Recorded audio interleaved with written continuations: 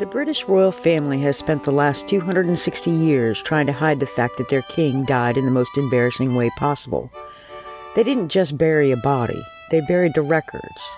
Because what the doctors found behind that locked door was a scene so undignified, it threatened the image of the entire monarchy. The doctors are rushing through the halls, the servants are banging on the door, and the most powerful man in the world isn't answering. But as the staff finally forces their way inside, the panic isn't about the silence, it's about the sight. It was a situation so far removed from the royal grace that it created an immediate crisis for everyone in the room. Before the sun had set that day, witnesses were being pulled aside and sworn to a level of secrecy normally reserved for wartime. They were told to forget what they saw, where they saw it, and exactly what the king was doing when everything went wrong. Because if the public knew the embarrassing truth, the crown would never look the same again. Today we're opening the files the palace couldn't hide under the sink, the files the palace tried to burn. We're looking for the truth about where the king was and what he was doing when the walls of the monarchy came crashing down. To understand why this is such a disaster, you have to look past the throne and into the most private corner of the palace. George II lived in a world of mirrors and gold, but his real god was the clock. At Kensington Palace, time wasn't a suggestion, it was the law. If the king's chocolate was served at 6 a.m., it wasn't 5:59 and it wasn't 6:01. To be off by 60 seconds was more than a mistake, it was an insult to the crown. This was a man who found comfort in the predictable. He was 77 years old, an age that was almost mythical in the 18th century, yet he moved through the palace with the rigid gait of a soldier. He wore the same heavy powdered wigs, he obsessed over the precise placement of his medals, and he demanded his court function like a well-oiled machine. But why? Why this desperate need for control? Because George was a man who had seen the chaos of the world firsthand. He was the last British king to personally lead an army into the smoke and thunder of battle at Dettingen. He had looked death in the face across a field of bayonets and held his ground. To him, if you can control your environment, you can control your fate. He used his schedule as a shield, hiding his deteriorating health behind a wall of perfect punctuality. He was essentially holding his breath, trying to outrun his own biology through sheer stubbornness. He convinced himself that as long as the clocks kept ticking on time, his heart would do the same. But there was a hairline fracture in the king's perfect image routine. It started with his hands. For a man who could hold a heavy cavalry sword steady in a gale, his fingers began to betray him. A slight tremor when he reached for his morning chocolate, a hesitation when he went to sign his name. The staff noticed. You can imagine the whispers in the kitchens, the valets exchanging looks when the king took 5 seconds too long to stand up from his chair. In a royal court, these tiny slips were like blood in the water. And George knew it. He knew that his son Frederick, a man that he despised, and that the other political vultures were just waiting for any sign of weakness. To them, a shaking hand wasn't just a sign of age. It was a signal that the throne was up for grabs. So George pushed back. He made the routine even more grueling. He demanded even more precision. He was trying to heal himself through sheer discipline, forcing his body to obey the clock. But you can't discipline an aging body. You can't command your blood to flow like it did in its youth. He was living in a state of high alert, a man at war. The same war every human faces, eventually. Every morning he made it through the routine was a victory. Every cup of chocolate finished without a spill was a battle won. He was heading toward a collision between his iron will and the age of his failing body. And the site of that collision wasn't going to be a grand ballroom or a public square. It was going to be the one place where the routine demanded he be completely and fatally alone. In the final 48 hours, Kensington Palace became a pressure cooker. The air in the king's private wing felt thick, like the moments before a massive thunderstorm where you've been watching the clouds rolling on the horizon. The servants moved on tiptoe. The clocks, which George loved so much, seemed to tick louder, counting down to a moment that everyone could feel but no one could name or even identify. George was retreating. He was spending more time in the shadows of his bedchamber, away from the prying eyes of the vultures.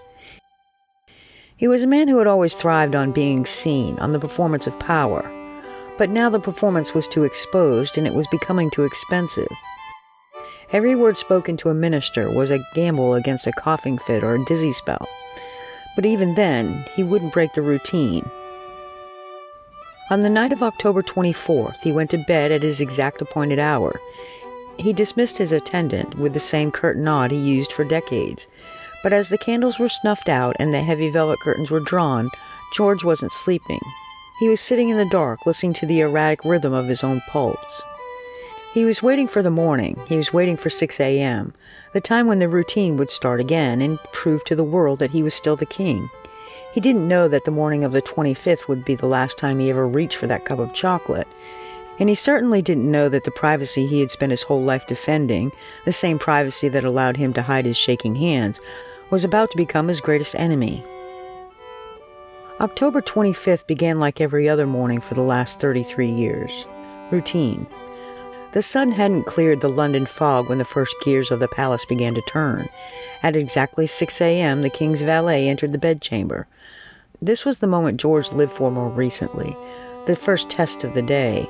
He had to sit up, he had to look sharp, and he had to receive his morning chocolate, without showing that his troublesome heart was currently racing against the ticking clock on the wall. He drank his chocolate, he exchanged a few brief, practiced words about the weather and the day's schedule. To the valet, the king looked stable, maybe a bit pale in the flickering candlelight, but the mask was holding. At 7:15 a.m., the next phase of the routine arrived. George stood up, adjusted his gown, and prepared for his morning visit to the water closet. In 1760, this wasn't the bathroom we think of today.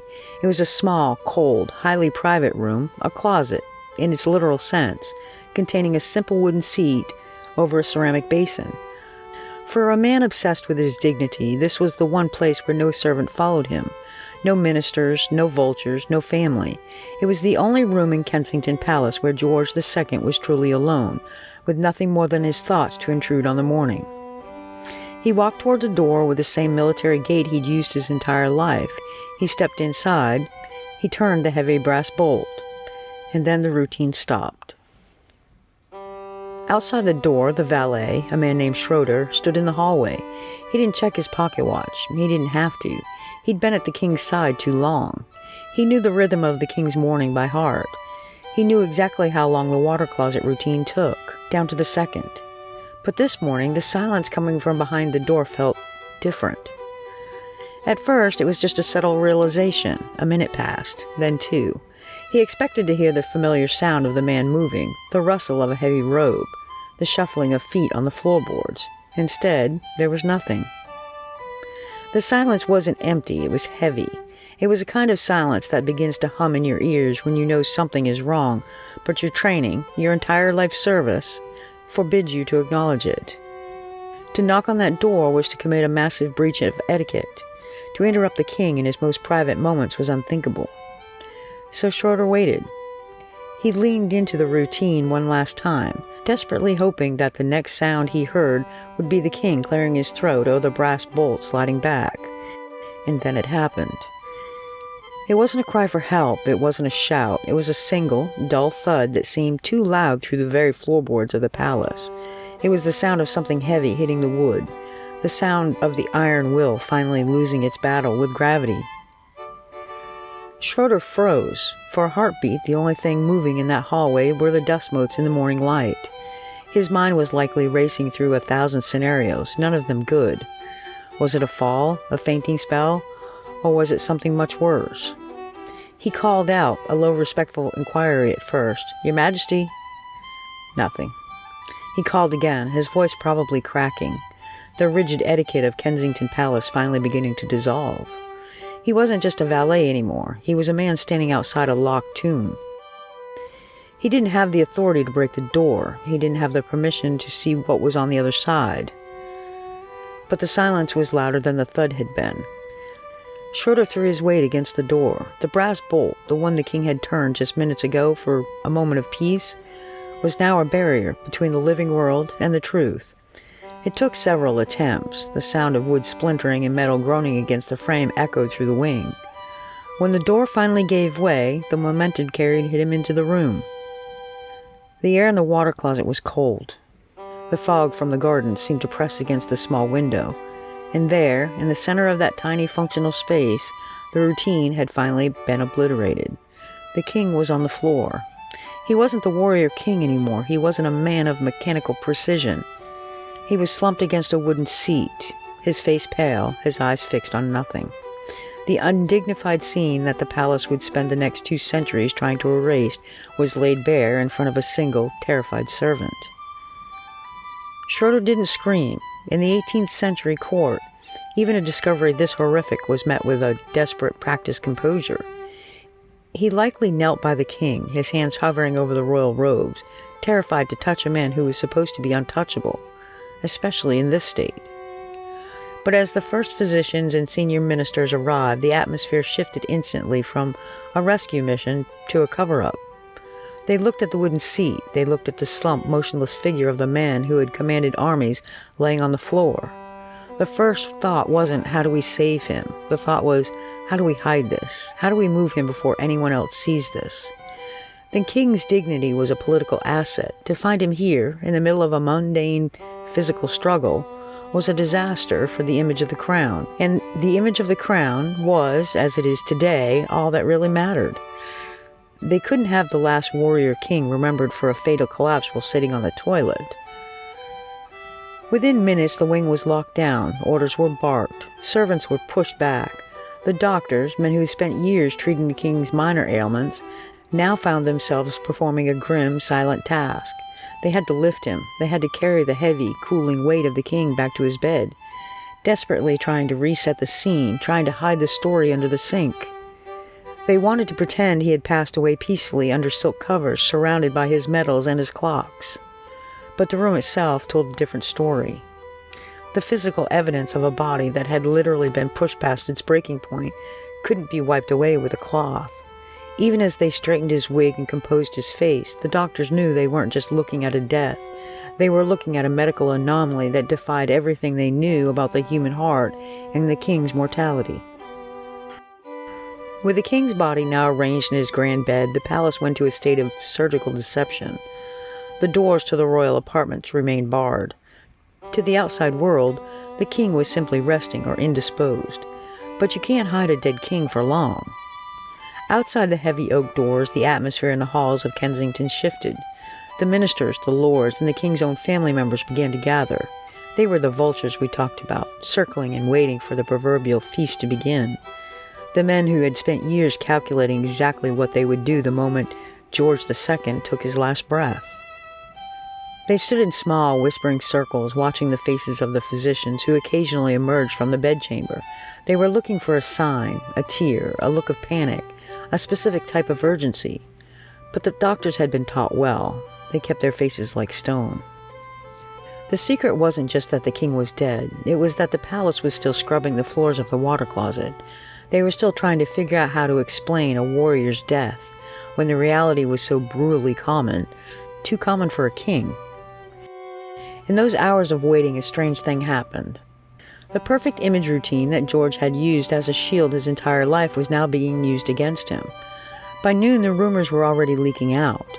Not the truth, not yet, but the smell of blood was in the air.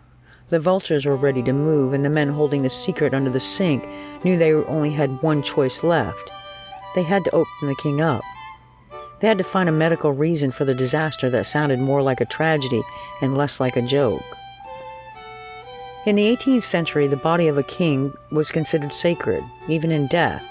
To take a knife to the skin of a monarch was a boundary few dared cross. But the men in that room, the physicians who had carried George's cooling weight back to his bed, realized they were in a corner. If they didn't find a grand cause of death, the rumors of the water closet would eventually leak out and become the king's only legacy. They needed a medical miracle. They needed a reason for his heart to have stopped. That sounded like a stroke of lightning. So under the flicker of candlelight and with the heavy curtains drawn tight against the prying eyes of the vultures outside, the doctors began their grim work. They weren't just looking for a cause of death. They were looking for a story. When they made the first incision, they expected to find a typical wear and tear of a 77-year-old man. They expected a slow decline, but as they worked deeper into the king's chest, the atmosphere in the room changed from clinical to stunned. They found the biological ticking clock we talked about earlier, but it hadn't just stopped, it had exploded. What they saw inside George II was something that had never been documented in medical history with this level of detail. It was a scene of internal devastation that made his military gait and his perfect routine seem even more impossible. He hadn't just been living with a fracture in his routine, he had been walking around with a heart that was literally tearing itself apart for years. And as the lead surgeon, Frank Nichols, reached into the chest cavity, he realized that the secret they were trying to hide under the sink was actually much larger and much more terrifying than a simple collapse. In modern medicine, we call it an aortic dissection. The pressure of the king's lifelong routine, the straining, the stubbornness, and that final mundane moment in the water closet had caused the wall of his aorta to tear open. The sight that had terrified the servants wasn't just the fallen king.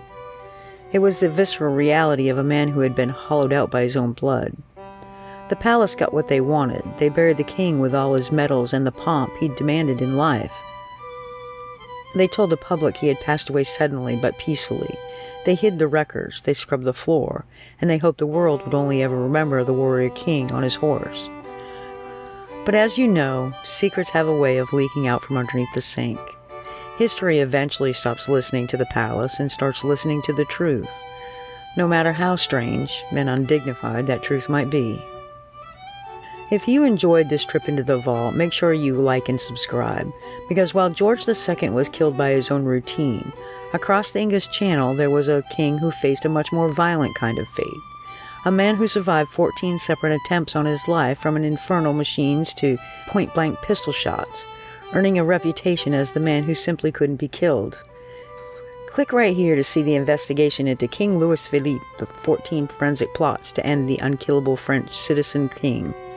You'll see exactly how much lead and luck it takes to stop a man who refuses to give up his crown. This is Truthish, where things are mostly true and always strange. Thanks for watching.